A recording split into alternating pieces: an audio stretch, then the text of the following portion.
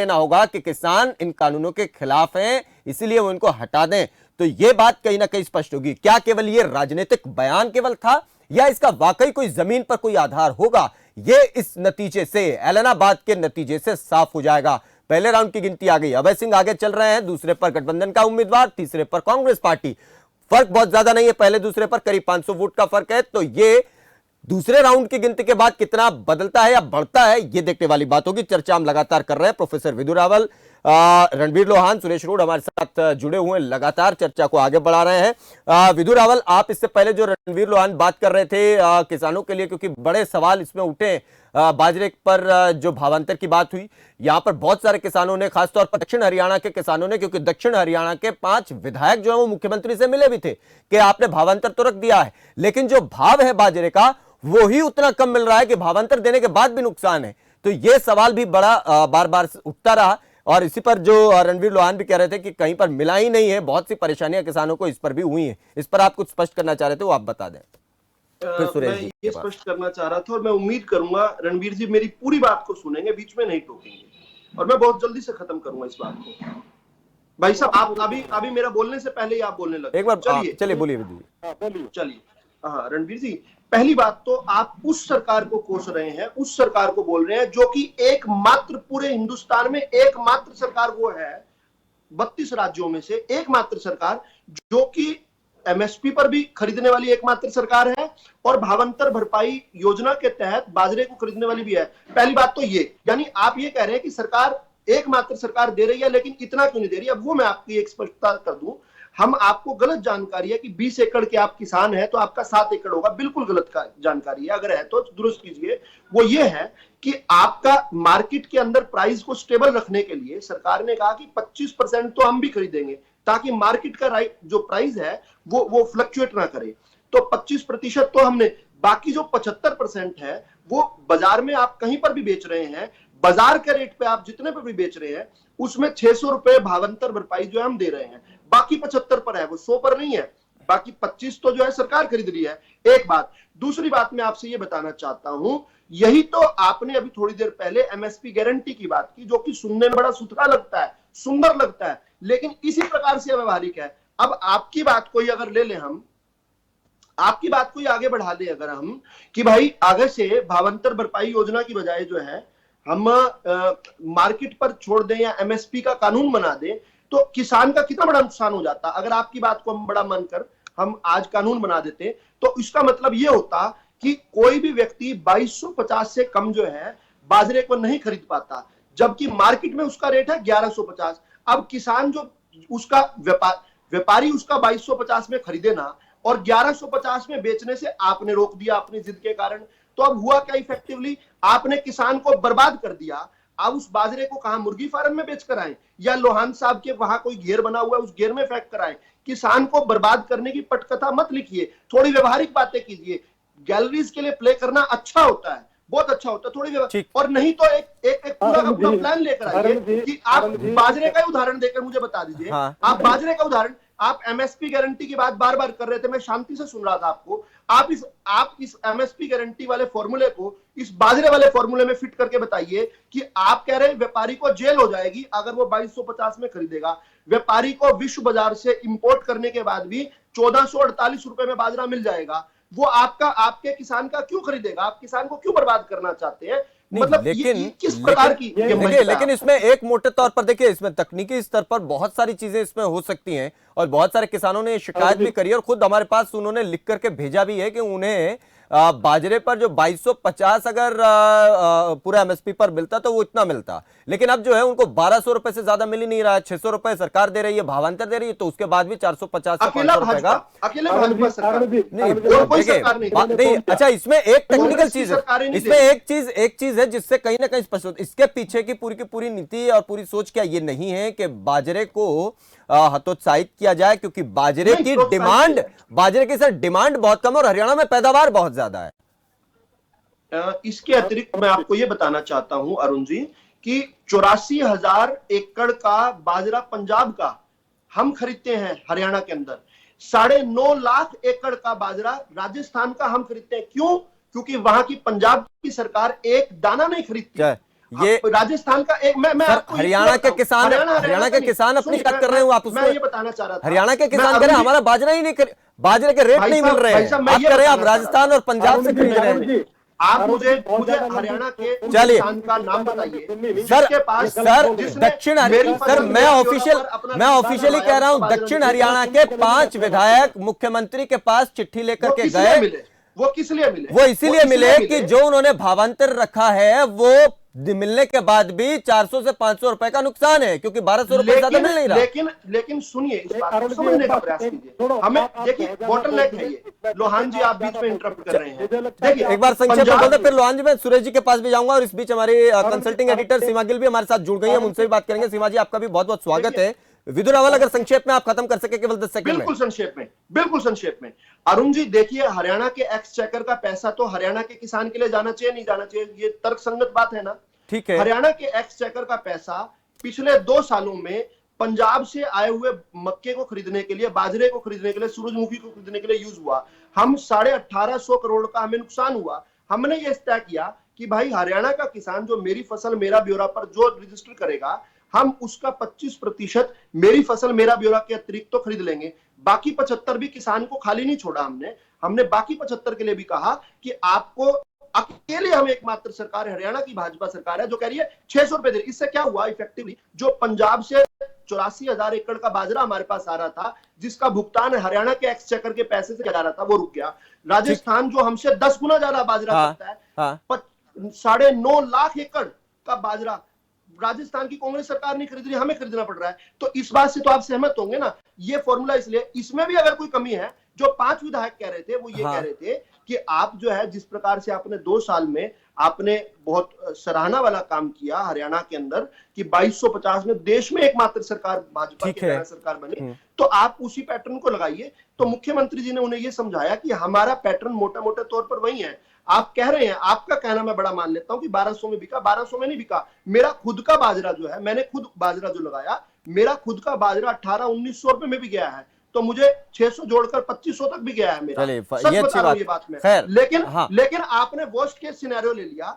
Worst case scenario में भी आपको मोटे मोटे तौर पर ठीक है 75% में भी अधिक, चलिए अब सारा नहीं 1200 में गया। चलिए, तो मुझे लगता है कि बहुत सारी बात, ठीक है। रणवीर लोहान, संक्षेप में आप पूछिए, फिर मैं सुरेश जी के पास जा रहा हूं, उसके बाद सीमा जी के पास बात करेंगे। अरुण जी, मैं जो इन्होंने लास्ट में बोला ना कि मेरा बाजरा 25 होगा, मुझे तो ये लग रहा है कि इनकी सारी बात मैं सुन के मुझे तो लग रहा है इनकी बात का जवाब ही ना दूं। इन्होंने ये कहा कि विदेश से मंगवा लेंगे व्यापारी लोग। अरे भारतीय जनता पार्टी के लोगों, आप राजस्थान से और अगर पंजाब से कोई है तो वहां तो बैन लगा रखा है कि दाल नहीं आएगी, बाजरा नहीं आएगा। विदेश से लेके आने दोगे, फिर तो आपकी नीतियां कहाँ है? इसका मतलब तो 26 जनवरी पर जब किसान वहां गए थे, क्या कहते हैं, अपने लाल किले पे, तो वहां भी आपने खुद के लोग भेजे थे। जब बाजरा बाहर से आ सकता है तो आपके खुद के आदमी वहां आ सकते हैं। और एक बात सुनो, इसका मतलब आपके पास कोई ठोस है। चलिए, बात मुझे लगता है कि बात चर्चा के बिंदु से, पॉइंट से अलग चली जा रही है। आपकी मंडी में ठीक है, चर्चा में आगे बारी बारी से आगे और बढ़ते रहेंगे सर, और अलग अलग पहलू पर, अलग अलग पॉइंट पर बात करते रहेंगे। मुझे लगता है कि फसल पर हमने काफी देर बात कर ली सर, फसल की, मुझे लगता है कि सर फसल पर हमने काफी देर बात कर ली है। हम थोड़ा सा अब इसके राजनीतिक असर पर हम आ रहे हैं।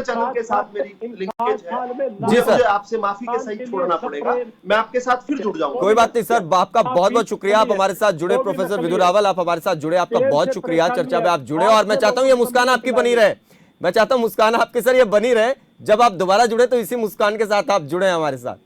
बहुत शुक्रिया आपका, भारतीय जनता पार्टी, बहुत बहुत बहुत शुक्रिया रणवीर जी। आज अच्छा, आज अभी पहले रुझान के बाद तो आपकी भी हंसी सर आई है, नहीं तो टेंशन तो थी। हमने पूरे हरियाणा के लिए हंसना है, न कि एक सिर्फ इलाहाबाद। चलिए, बहुत चलिए।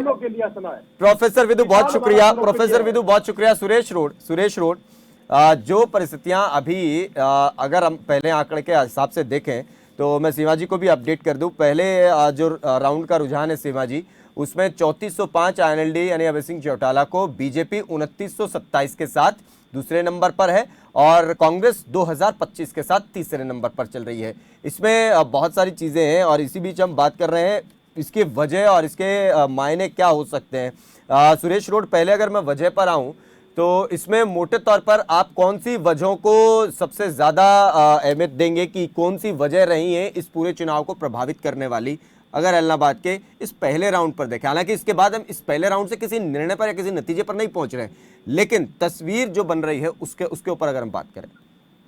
सुरेश रोड। समय से ये कुछ जीत का दावा नहीं छोड़ रहा, कांग्रेस पार्टी जीत का विधानसभा में एंट्री करेगी, लेकिन अगर अपनी एक बात सुनिश्चित है अभी से, आप कर लो या चुनाव के बाद कर लो, कहीं ना कहीं अगर इसमें कुछ आएगा, अगर जब मैं उस पुतला को नजर आती है तो किसान जो है वो कुछ फैसला जरूर ले सकते हैं कि बीजेपी को चबाने से चूक ना जाए। पॉइंट ऑफ व्यू से सबका लोकतांत्रिक अधिकार। दिवाली आ रही है, आप सबको दिवाली की ढेर सारी शुभकामनाएं। हम सब दिल्लीवासी मिलके भगवान राम का स्वागत करेंगे, पर पटाखे नहीं बजाने, प्रदूषण नहीं करना। हम सब 2 करोड़ दिल्लीवासी मिलके एक साथ दिवाली पूजन करेंगे। मैं अपने कैबिनेट मंत्रियों के साथ दिवाली वाले दिन शाम 7 बजे पूजन करूंगा। इसका सीधा प्रसारण होगा। आप सब भी मेरे साथ अपने अपने घरों में पूजा करना। तो आइए साथ मिलकर दिवाली मनाएं, भगवान राम का आशीर्वाद लें। हमारी दिल्ली पे हमेशा राम जी की कृपा बनी रहे। जय श्री राम।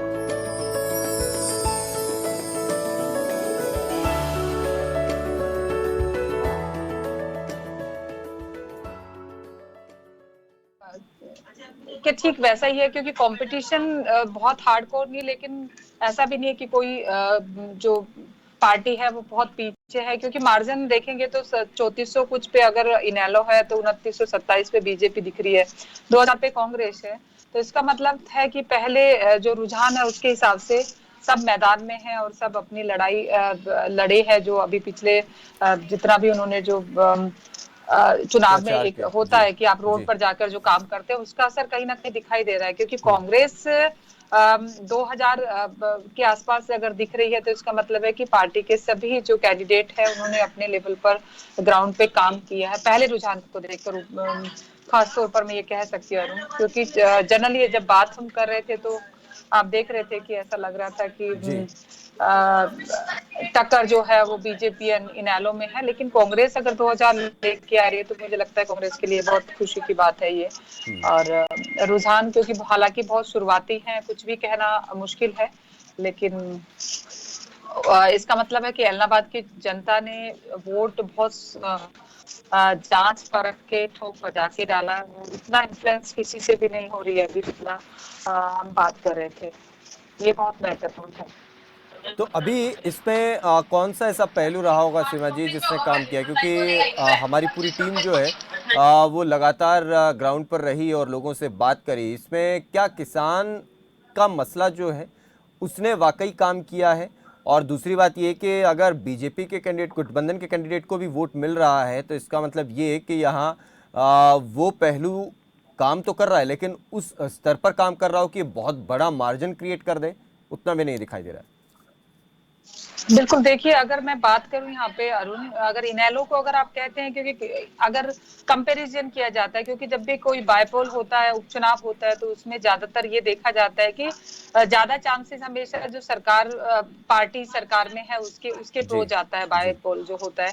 लेकिन यहाँ पर अगर इनेलो को दोबारा से 3400 कुछ वोट मिल रहे हैं, इसका मतलब है कि कहीं ना कहीं आप ये नहीं कह सकते कि किसान आंदोलन का असर नहीं है। डेफिनेटली किसान आंदोलन का असर है जो 3400 में इनेलो आगे चल रही है, क्योंकि अभय चौटाला ने अपना पूरा कैंपेन इसी बात को लेके किया है कि, और देखा जाए तो उन्होंने जो अपने सीट से जो इस्तीफा दिया था वो भी इसी बात को लेके दिया था कि किसानों की बात सरकार को सुनाने का एक जरिया उनको लग रहा था कि मैं अपना सीट से इस्तीफा देने के बाद शायद सरकार या बट डेफिनेटली आप ये नहीं कह सकते कि किसान मुद्दा वहां पर नहीं है। डेफिनेटली इलाहाबाद में किसान मुद्दा है, बट इसके साथ साथ में जिस तरीके से पूरी तरीके से बीजेपी को बायकॉट करने की बात हो रही थी वो मुझे नहीं दिख रही है। 29 वोटों पे अगर बीजेपी सेकंड नंबर पे है।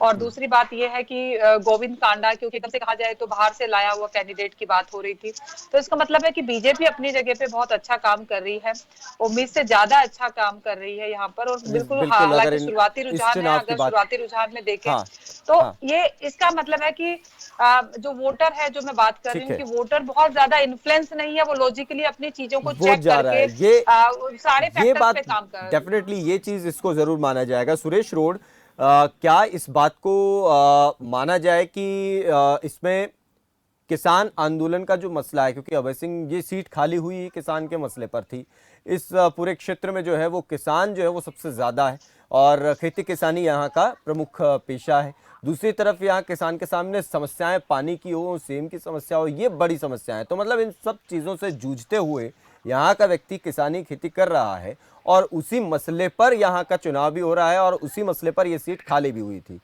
कितना काम कर रहा होगा सर, ये पॉइंट जो है, अगर हम देखें पहले राउंड के नंबर को देखें, ठीक है, इससे बहुत इमेज तो पूरी तरीके से साफ नहीं कह सकते हैं, लेकिन एक शुरुआती इमेज जो बनना शुरू हो रही है उसको अगर देख करके बात करें, सुरेश रोड।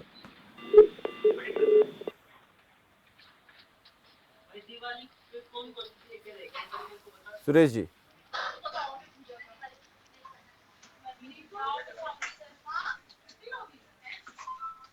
चलिए, लगता है संपर्क उनसे फिर से कट गया और फिर से जुड़ने की कोशिश हम कर रहे हैं सुरेश जी। मैं जैसे ही संपर्क जुड़ेगा फिर आपके पास लौटेंगे। रणवीर जी, ये कितना का, अगर देखिए इस पहले राउंड की अगर गिनती को देखें तो इसमें बीजेपी का गठबंधन का कैंडिडेट जो है वो भी अच्छा कर रहा है, ऐसी बात नहीं है। अगर इसको एक विश्लेषणात्मक दृष्टि से देखें आप, तो क्या किसान आंदोलन वाला मसला जो है वो बहुत ज्यादा गैप, बहुत ज्यादा मार्जिन क्रिएट करता दिखाई नहीं दे रहा है? देखिए सर, मैंने आपको पहले ये एक बात कही सर, बहन जी ने एक बड़ी अच्छी बात कही कि भाई किसान आंदोलन का था, लेकिन 3 साल सरकार के पड़े हैं। बहुत से लोग ऐसे होते हैं जिनको, क्योंकि आपको पता है कि महंगाई भी है और गरीबी भी बहुत ज्यादा अपने देश में, और बेरोजगारी सबसे ज्यादा अपने हरियाणा में। आपने देखी होगी पिछली दफा के पूरे देश में 29.1 हमारे प्रदेश का सबसे बड़ा ग्राफ आया है बेरोजगारी के अंदर। तो ये चीज बहुत मैटर करता है इलेक्शन में, क्योंकि 3 साल पड़े हैं। इस इलेक्शन में सबसे ज्यादा अगर देखने को मिली, और आप भी वहां पे ग्राउंड पे थे और आपने मेरी वीडियो भी देखी होगी, मैंने एक गाड़ी को पकड़ा था पैसे देते हुए, बांटते हुए, और मैंने खुद वहां पे जो ऑफिसर थे, मीना जी IAS ऑफिसर जो ऑब्जर्वर थे इलेक्शन के, उनसे बात भी की थी, लेकिन उन्होंने मेरी नहीं सुनी और उन्होंने जैसे चल रहा था वैसे चलने दिया। इस इलेक्शन में भारतीय जनता पार्टी के द्वारा जितना ज्यादा खुला नंगा नाच हो सकता है भ्रष्टाचार का, वो किया है। पैसा, शराब पानी की तरह बहा दिया इस प्रदेश का।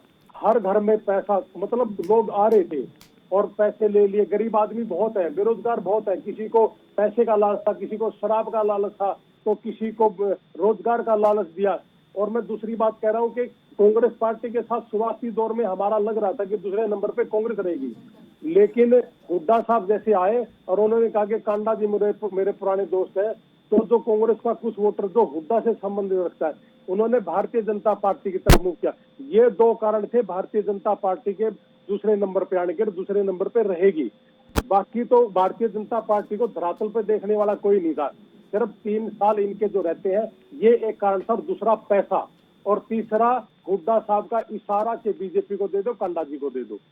बाकी बीजेपी को देखने वाला कोई नहीं है धरातल पे आज की डेट में। नहीं, फिर तो इसका मतलब ये है कि अगर हुड्डा साहब जैसा आप कह रहे हैं, अगर इस बात को ही माने, अगर हुड्डा साहब मजबूती से यहाँ पर प्रचार करते तो फिर कहां पर नतीजा, कहां पर तस्वीर दिखाई देती? तो कांग्रेस दूसरे नंबर पे आती, बीजेपी तो थी ही नहीं। अच्छा। और बीजेपी ने देखिए जो पैसे का खेल, हाँ, जो इलेक्शन कमीशन के नॉर्म थे, उन नॉर्म सेट के मैंने खुद वीडियो दिए है, इलेक्शन कमीशन को लिख के भी दिया और वीडियो भी दिए कि एक गाड़ी DL3CAR AV 7777 मैंने 2 बार पकड़ी उसमें पैसे। वो कह रहे थे कि 1 लाख रुपए ले, वो झंडा इनेलो का लगा रखा था उन्होंने, और कांडा के आदमी बैठे थे और बीजेपी की तरफ से कह रहे थे कि 1 लाख लेके, और गांव में, जिस गांव में इनको घुसने नहीं दे रहे थे बीजेपी वालों को, कि 1 लाख रुपए लेके एक प्रोग्राम करवा दे। वो गाड़ी पकड़ी मैंने खुद, आप मेरी फेसबुक पे भी जाके देख सकते हो, रणबीर सिंह लोहान फेसबुक पे, और मैंने इलेक्शन कमीशन को लिख के दे रखा, वो भी उस फेसबुक पे लगा रखा है मैंने। लेकिन इलेक्शन कमीशन ने भी वहां पे हाथ खड़े कर दिए और भारतीय जनता पार्टी ने खुल के नंगा नाच किया। और दूसरा हुड्डा साहब ने, क्योंकि ईडी और सीबीआई उसके गले में फंसी हुई है। अच्छा, तो बेचारा आप ये लाचार मानते आदमी है। हैं, आप ये मानते हैं कि ये चुनाव जो है ये हर तरीके से कोशिश हुई यहाँ पर कि अभय सिंह चौटाला को हराया जा सके, लेकिन उसके बाद आप मानते, ये भी मानते हैं कि नंबर बड़ा होगा, गैप और मार्जिन भी बड़ा होगा? जी मैं तो मानता हूँ, बिल्कुल मानता क्या हूँ। अभी शाम तक पता चल जाएगा 2 बजे तक कि मार्जिन भी बड़ा होगा, और विजयी तो शुरू से लेकर आखिर तक है ही। और जैसे कि मेरी बहन जी ने कहा कि 2000 से लेके आज तक हम वहाँ विजयी रहे हैं, तो देखिए वो सीट परंपरागत इनकी इंडियन नेशनल लोकदल की रही है, और वहाँ विकास 2000 से लेके 2005 तक वहाँ पानी की बहुत ज्यादा दिक्कत थी। मैं जैसे मैं ग्राउंड पे देख के आया हूँ, तो आज खेत में पानी उस समय का है, आज सरकार ने ऐसा कुछ नहीं किया कि। अच्छा, इसमें रणवीर जी एक बात और, इस चुनाव प्रचार के दौरान, इस चुनाव के दौरान एक बात का जिक्र बार बार होता रहा, सरकार की तरफ से खासतौर पर इसका जिक्र हुआ कि जो समस्या यहाँ के लोगों की है उनके बारे में अभय सिंह चौटाला ने व्यक्तिगत तौर पर अपने हल्के की समस्या को जो उठाने के लिए वो मुख्यमंत्री के पास, सरकार के पास कभी गए नहीं कि यहाँ की समस्या इससे दूर करें, इसके लिए काम करें या पैसा अलॉट करें। ये बात होती रही है ना, वो तो आप भी जानते हैं कि ये बात होती रही है, और इसी बात को कह करके वोट भी मांगा गया सत्ता पक्ष की तरफ से। क्या इसने काम किया? मैं इनके इस्तीफे से पहले मैं इनके साथ इलेक्शन जो इलाहाबाद का एक बार दौरा किया था उन्होंने, मैं इनके साथ था। तो चलिए चलिए मैं रोक रहा हूँ रणवीर जी, मैं रोक रहा हूँ, और आपके लिए अच्छी बात और अच्छी खबर जो है वो आ रही है, वो आपको बता दें और हमारे तमाम दर्शकों को बता दें। इलाहाबाद से उपचुनाव के दूसरे राउंड की गिनती पूरी हो गई है। दूसरे राउंड के बाद का नंबर भी अब सामने आ गया है, आपको बता दें इसमें भी अभय सिंह चौटाला आगे चल रहे हैं। दूसरे राउंड के बाद भी कुछ तस्वीरें 1900 वोट से अब आगे, मार्जिन बड़ा है। ये अगर 1900 वोट से अगर तस्वीर बनी है तो निश्चित तौर पर मार्जिन बढ़ा है, और आईएनएलडी के लिए ये अच्छी खबर, पॉजिटिव खबर आईएनएलडी के लिए कम से कम ये कि मुस्कुराने के लिए वजह और बड़ी होती चली जा रही है। और अगर इसी तरीके से तस्वीर बनी और इसी तरीके से चीजें होती रही तो ये मार्जिन जो है वो और बड़ा हो सकता है, इस बात से इनकार नहीं किया जा सकता। लेकिन दूसरी तरफ अगर गठबंधन का कैंडिडेट जो है वो कुछ राउंड के बाद, क्योंकि 16 राउंड की गिनती होनी है इसमें, रणवीर जी ये जी इस्तीफा देने से पहले और किसान आंदोलन से पहले मैं इलाहाबाद के जो कॉन्स्टिट्यूंसी थी अभय सिंह जी के साथ गया था। तो वहाँ खुद अभय सिंह जी ने नुक्कड़ सभा करके पूछा था कि भाई सरपंच साहब आपके पास 1 करोड़ रुपए आ गया? हाँ जी, कोई बात नहीं, अगर कोई कमी होगी तो मैं फिर लेके आऊंगा। तो अभय सिंह जी ने वहाँ पे ऐसा कुछ नहीं कि भाई वहाँ की गलियां देखिए, वो जब से वहाँ है वहाँ जो चलो यहाँ पर सही से स्पेलिंग। पूजा, मैं मार्केट से आता हूँ। मिस्टर, कार की चाबी? नहीं, मैं पैदल ही जाऊंगा। पापा, not bad। हाँ यार, अपनी दिल्ली सरकार बोलती है कि पॉल्यूशन कम करने के लिए हफ्ते में एक बार अपनी गाड़ी से एक ट्रिप कम करें और उसकी बजाय पब्लिक ट्रांसपोर्ट या कारपूल का इस्तेमाल करें। It's a small request, make sense, no? Yes, और ये बात मैं आपसे कब से कह रही थी, लेकिन मैं हेल्थ के पॉइंट ऑफ व्यू से बोल रही थी। यू नो व्हाट, मैं भी यही सोच रहा हूँ कि जब दिल्ली सरकार और घर की सरकार एक ही बात बोल रही है तो सुन ही लेना चाहिए। चलो यू गाइस कैरी ऑन, मैं चलता हूँ, बाय बाय पापा। एक हफ्ते में आप जितनी बार गाड़ी निकालते हैं अब से बस एक बार कम निकालें। बस एक ट्रिप कम, आप मिलकर अपने हिस्से का पोल्यूशन कम करें। हफ्ते में गाड़ी का बस एक ट्रिप कम करें। देखिए अरुण, मैं तो बात कह रही थी कि ये जो अभय सिंह की जो नंबर बढ़ रहे हैं, इसका मतलब कहीं ना कहीं लोगों के मन में किसान मुद्दे का गुस्सा सरकार के प्रति है। और लगातार क्योंकि बीजेपी तो प्रवक्ता इस वक्त नहीं है, तो इस पर बात मुझे लगता है ज्यादा अच्छे से समझ पाते हो। भी कर पाते कि जो बार बार बात कर रहे थे कि हम सरकार किसानों के लिए ये कर रही है, बहुत सारे आंकड़े गिना रहे थे, लेकिन मुझे ऐसा लगता है कहीं ना कहीं किसानों के मन में अभी भी गुस्सा है सरकार के प्रति। और ये बात दूसरे राउंड में भी जिस तरह से आईएनएलडी को बढ़त मिल रही है ये बिल्कुल स्पष्ट करते हैं, क्योंकि और कोई कारण इस वक्त अभय चौटाला जी के सामने अगर लीड मिल रही है तो और कोई कारण नजर नहीं आ रहा है। सीधा इसका कारण यही है कि इस वक्त में जो किसान आंदोलन है, किसानों के जो मुद्दे कहीं ना कहीं अभय सिंह चौटाला के साथ खड़े हुए हैं, उसी का एक जो उनको बेनिफिट इस वक्त मिल रहा है। और ये बात बीजेपी को मुझे समझना पड़ेगा। अगर देखिए इलाहाबाद जैसा इलेक्शन जहाँ पर ये बात कही जा रही थी, हमारा जो आप देखिएगा कि जो पूरा जो हमारा रिपोर्टिंग है जो ग्राउंड की, उस पर कोशिश ये की गई थी कि हम जाकर जमीन पर लोगों के मनों को टटोले, उनसे बात करें, जानने की कोशिश करें कि एक्चुअली में धरातल पर क्या पिक्चर है। और जितनी शमशेर जी से जो बात हो रही थी ऑफ कैमरा और ऑन कैमरा, उसमें तमाम तरह की बातें हो रही थी। कुछ वोटर ऐसे थे जो बोल नहीं रहे थे कैमरे पे। मुझे डाउट इस बात का था कि वोटर बोल नहीं रहा तो उसके मन में क्या, लेकिन इसका मतलब है कि जो वोटर बोल नहीं रहा था उसकी संख्या भी बहुत कम नहीं थी, ठीक-ठाक थी। वो भी इसका मतलब है कि वो वोट बीजेपी को जा रहे थे। मेरा डाउट था कि बीजेपी को भी बहुत कम, मतलब क्योंकि आपके पास इतने सारे नेगेटिव फैक्टर्स हैं, उसके बाद भी आपको अगर आप लेवल पे अगर आप चल रहे हैं तो ये अपने बीजेपी के लिए भी मुझे लगा खुशी की बात है, उनके लिए एक राहत की बात है। अदरवाइज इस तरीके से पूरा जो इतना बड़ा किसान आंदोलन चल रहा है और उसमें खासकर क्योंकि अभय चोटाला एक ऐसे कैंडिडेट जिन्होंने अपनी सीट को इस नाम पर छोड़ दिया, उसके सामने सेकंड नंबर पर चलना अपने आप में बहुत बड़ी बात है। कि गोविंद कांडा को जिस तरीके से सीट पर लेके आए, व्यक्तिगत मैं ऐसा मानती हूँ कि बीजेपी ने बहुत समझदारी से रणबीर जी एक बात कह रहे थे इसमें कि भूपेंद्र हुड्डा का जाकर के ये कहना कि गोपाल कांडा मेरे दोस्त हैं और क्योंकि निश्चित तौर पर उनके साथ वो रहे भी, सरकार में भी रहे। दूसरी तरफ बात ये कि कांग्रेस पार्टी ने जिस तरीके से या भूपेंद्र सिंह हुड्डा ने जिस तरीके से वहां जाकर के बात बोली, उसके बाद असर जो है पड़ा है कि बीजेपी सेकंड नंबर पर आई है। ये कितना ये चीज काम करी होगी? और दो चीजें, पैसा और हुड्डा। हाँ, पैसे की भी वो बात कर रहे थे, हालांकि इस बात का दावा हम तो नहीं कर सकते, आपके पास जरूर इसके सबूत और जानकारी होंगे और आपने इसकी शिकायत भी जरूर दी होगी। तो ये बात इस पर, सीमा जी इसने कितना काम किया होगा?